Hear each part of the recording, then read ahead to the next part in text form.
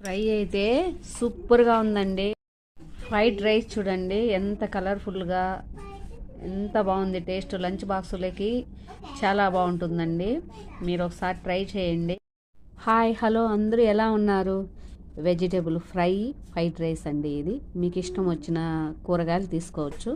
నేనైతే ఈరోజు ఈ 3 రకాలతో చేస్తున్నాను. ఓకేనా? స్టార్ట్.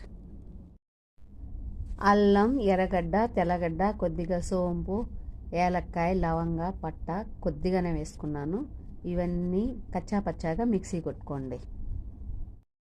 మూకుడులో నూనె, నెయ్యి వేసి వేడైన తర్వాత మనం ముందుగా పేస్ట్ చేసుకున్న ఎర్రగడ్డ, అల్లం, వెల్లుల్లి పేస్ట్ వేయాలి.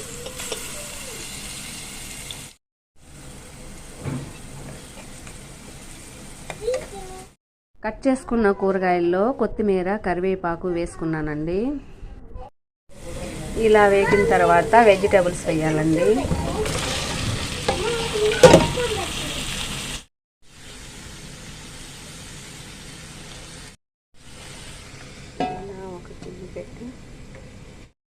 పైన ఒక గిన్నె పెట్టి అందులో నీళ్ళు పోసి సన్న మంట మీద ఉడకనియాలి. అప్పుడు టేస్ట్ బాగుంటుంది.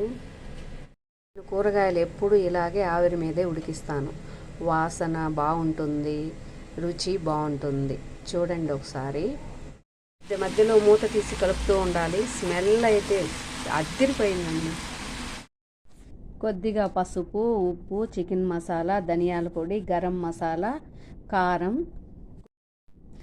రెడీగా ఉంచుకోవాలండి. ఇలా సగానికి పైన ఉడికాక ఇవన్నీ వేసుకునేసేవాళ్ళు.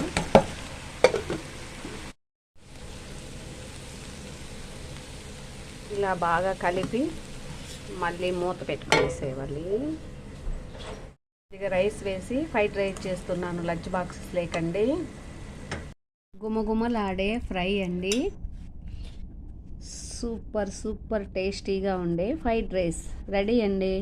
మీరు ఒకసారి ట్రై చేసి ఎలా ఉందో తెలియజేయండి. థ్యాంక్స్ అండి.